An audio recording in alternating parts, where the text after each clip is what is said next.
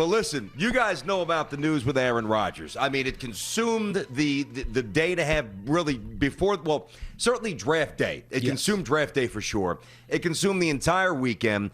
My partner also knows that, like most people, but I admit my expiration point is a lot quicker than most. My threshold for passive-aggressive nonsense has been hit. I have reached my limit with Aaron Rodgers. Now, everyone knows what's going on with Rodgers in terms of what you hear on shows. We're going to give you something new here. All right, we got some intel over the weekend here on Tiki and Tierney, and this is coming directly from somebody who was in the building for multiple years, all right? As I read a text here, Rodgers, his contract demand or restructuring has nothing to do with money. He wants a contract such that they would have to get rid of Jordan Love. He wants to embarrass the Packers for drafting Love. It's basically dump Love or I'm out. And that is the exact message that we received over the weekend. Listen, I understand that Aaron Rodgers has an ego. We all have an ego. His ego was dented a year ago, which is why it's bothering me that it's still bleeding into now. I thought it was a very poor look, very shallow look to take away some of the shine from the draftees. He placed that perfectly. He knew what he was doing. He knew once Schefter got that, all the guys on ESPN, the entire crew on the NFL Network, they would have to roll with it on draft day. I'm getting tired of Aaron Rodgers. I'm getting tired. Now, listen, don't you want to defend him? No. I'm done defending Aaron. I defended Aaron Rodgers last week, and I've also defended Aaron Rodgers now for the greater part of a couple of years when we talk about their aversion to drafting weapons in round one, but now, offensive weapons. But now, as I listen to more people you and I know, people you and I respect in the media, there are too many people shining his shoes unnecessarily. And quite frankly, there's too many people kissing his behind, all right? BT, he won the MVP. I'm not talking about that. He was 37 years old, and he won the MVP. He's not done. No, I don't mean that. No, I don't mean that. Not at all. Not that. I don't mean people throwing platitudes at his great play. We're doing that as well. Yes. Rodgers was incredible. What I'm talking about is taking a narrative and now hijacking it to a point that no longer applies. You got people going on TV and radio saying, and I understand the point of reference. All right, 10 straight drafts. They didn't take an offensive weapon in the first round. I get you. Did he just go through 3 or 4 4-12 seasons? Did he just sit through a 5-11 season? Now you tell me that in large part they had back-to-back 13-win seasons because of Aaron Rodgers? I understand that. But Aaron, come and talk to me when you get sacked 50 times a year like Deshaun Watson, or you get your brains beaten 50 times a year like Russell Wilson. And just because you don't draft weapons in round one doesn't mean that you are bereft of weaponry. Here's my, and you take over at this point. Here's my biggest issue with Aaron Rodgers, right? I'm not saying that he's totally wrong. I'm not. The way this is played out publicly, the GM comes across as a complete buffoon. Like, I don't know how else to say it. Bruden Kunst I said his name right all last week. I worked up today. Of course, I said it wrong. Kunst sounds like a clown half the time. I really mean that. Like, I'm not just trying to be mean. He sounds like a rudderless ship who has no idea what's going on. Do I think that on some level he was disrespected, Rodgers? I guess so. Was it a reach? Yeah, I don't think Jordan Love can play. All the counts right now, he's nowhere near being ready. But Aaron Rodgers, this has gone on now for 5.5 days. Hey, Rodgers, if you have something to say, be a big boy, all right? Be a big boy, be a grown-up, be a man, and tell us what the hell you're thinking. Yeah. Planted these stories and acting like a little drama queen, I'm over it. Yeah. No, look, I'm tired of it. There is some merit to what you're saying, BT, But Gutekunst. You see what I'm not? Yeah, I know, exactly. Gutekunst. He hasn't just not drafted offensive stars to put around Aaron Rodgers, skill position stars, because there have been a couple of linemen, so we can't take that away. But which, without them, you don't win. That's exactly right. We know that. So. You got to build from your core. But skill position guys, there just haven't been. Now, Devontae Adams was a second rounder. I mean, I was a second rounder. I had a pretty good career. I mean, I'm not knocking second rounders by any stretch, but the elite of the elite, they go in the first round, even though history doesn't necessarily tell that story. I think the bigger issue is not about the players that he's not drafting to put around Aaron Rodgers. It is specifically about drafting Jordan Love as his replacement as an utter slap in the face after winning 13 games and going to the NFC Championship game. And let's revisionist history that, right? They did not lose that NFC Championship game to the San Francisco 49ers because of Aaron Rodgers. They lost that game because their defense was a sieve. They gave up 260-something yards on the ground. I think 215 of it was to Raheem Mostert. So this was not about Aaron Rodgers. Aaron Rodgers needed some help on both sides of the football in order to win that game. Everybody does. Tom Brady does. Montana did. Everybody does. But it wasn't Aaron Rodgers. But he didn't make every throw. There were throws in the end zone. Okay, he didn't play a flawless game, Aaron Rodgers. Of course he did. But he never does. I mean, he's just like a magician. He figures things out. But my point is, at that point, at 36 years old, after we've seen now Tom Brady, who is not nearly the athlete that Aaron Rodgers was, playing at 42 that season and getting the year before they got into the Super Bowl, the Patriots, quarterbacks are playing longer, right? Aaron Rodgers in his mind is saying, I have at least 6 years left. And then you draft the quarterback he doesn't that have 6 years. season. He doesn't have 6 years. I'm talking about last year. So I don't think he's got 5. So he's got. I guarantee you, he's playing 4 more years. There's no doubt about it. I think he might retire. Yeah, but that's not. But that's because of the circumstances. Well, then does he really love football? See, that's pettiness. I don't know. Let me ask you a question. Here's the thing. This isn't about whether or not he loves football. This is about proving a point that I still have it, and you guys completely and utterly, Brian Gutekunst, disrespected me by moving up to draft my replacement. I got it. After we went 13 They messed up once. Of course they did. Get and so over it, now dude. he's making them pay for it. That's what this is all about. But that's what I'm saying. I know what it's about.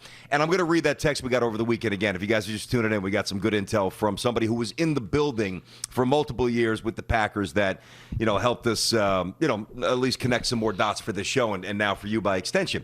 Listen, I understand that his ego was bruised. I get it. But you know what? At this point, it's now dysfunctional and it's petty. But I don't think it's dysfunctional. Why is I think it's dysfunctional. Why? Because this is the offseason. Think about this. This is the offseason, BT. This isn't affecting what's happening in the locker room. And let's be real. Well, I think if we went and looked in that locker room, BT, I think most guys would be like, Aaron, please, God, do not retire. Because if we got to go with Jordan Love, who you mentioned, we heard this last season, and it hasn't changed because they haven't gotten any better this offseason, right? He hasn't gotten any better this offseason. Jordan Love is not ready to do this. Taking a snap to be the quarterback for the Green Bay Packers. And the Packers have talent on both sides of the ball to win a championship. And so while I read a bunch of these articles, they're like, "Oh, Aaron Rodgers, you're being selfish. You're gonna lose your chance to win your last championship. Yada yada yada." I don't believe that. I don't think he's losing his chance to lose a championship and be elite and maybe even be an MVP again next year. What he's doing is sticking it to the Packers for making a mistake, and they won't admit it. They won't. We even said this last week. Just say it at some point. You know what?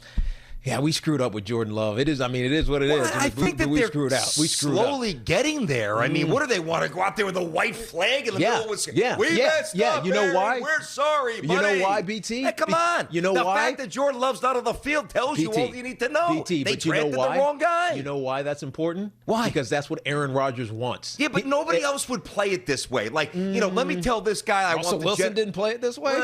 No. Russell Wilson had the stones to get on the air and basically say it himself, which is my entire problem with Aaron Rodgers. Teak, again, Rodgers, one of the best quarterbacks I've ever seen, and I like Aaron Rodgers, but my threshold's been hit. I'm tired of this petulant, petty stuff. If you are 37 years old, you're an MVP twice over. 38 now. 38. You're a champion. You're an iconic, transcendent player for an iconic, transcendent franchise. You have earned the right, whether it's on your buddy Pat McAfee's show, whomever, wherever, whatever, but it's got to be beyond. It can't just be like no ever. You can't just plant these, get the GM fired. Hey, just step up to a microphone and say something like a big boy. I can't stand this circle stuff. It's petulant and it's petty, and it's a bad look for a guy who's almost 40 years old, dude.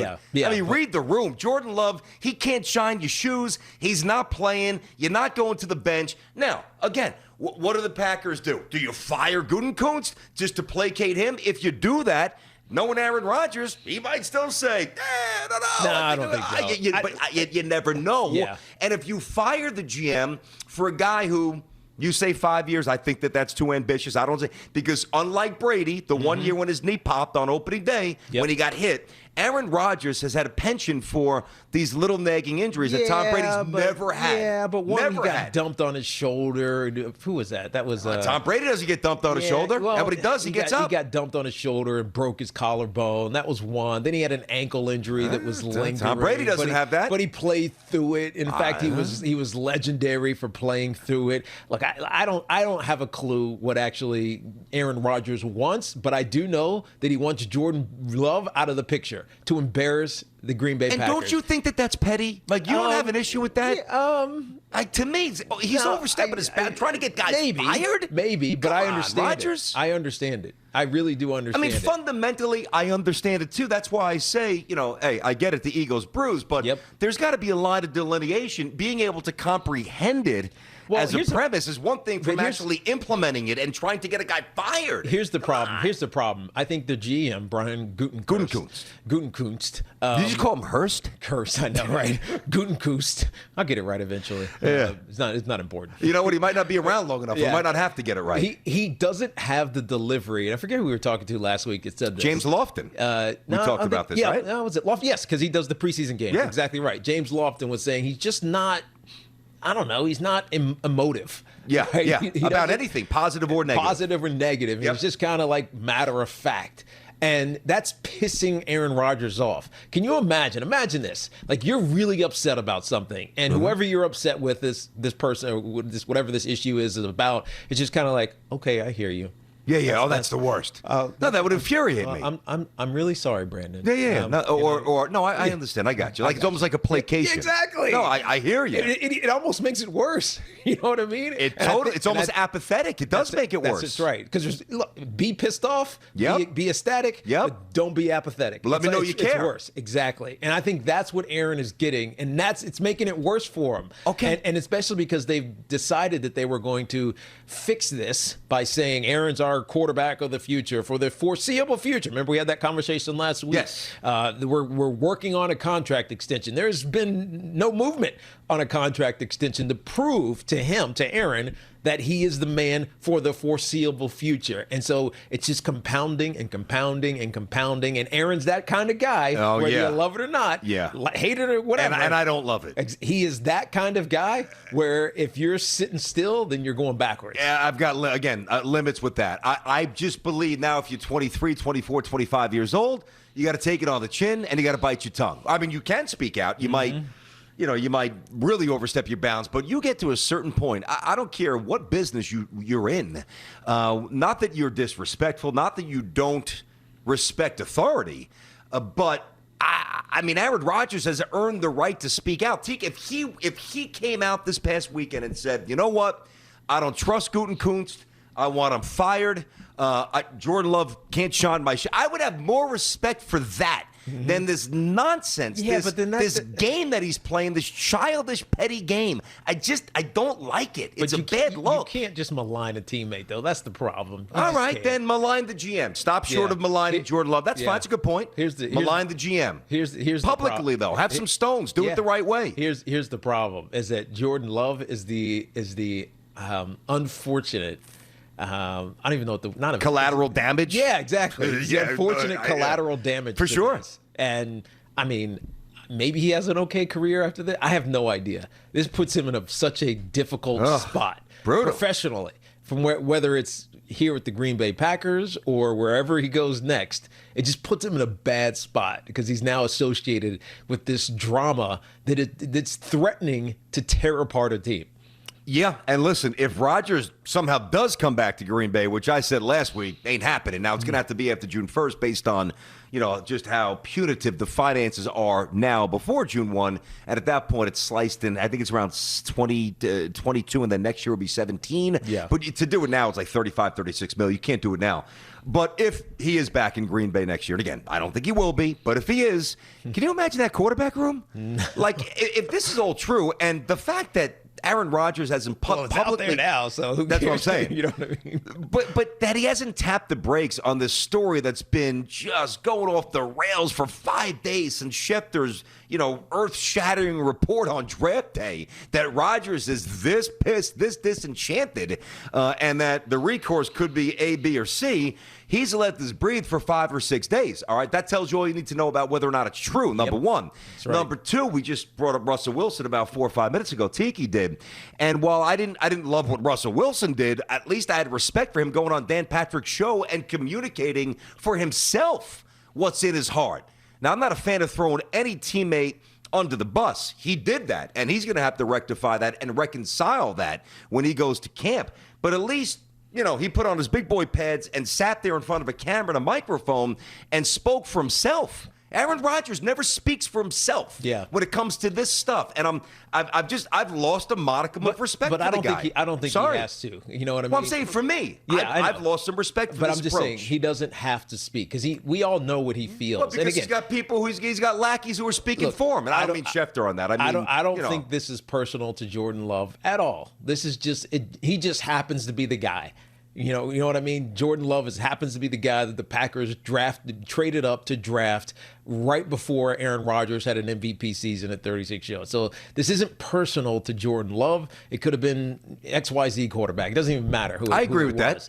But that's irrelevant. It doesn't matter. It is irrelevant, but it's also the reality that Aaron Rodgers is dealing with after coming off an MVP season. So thanks for watching. Make sure you like and subscribe, and don't forget to hit that bell to be notified when we drop fresh content.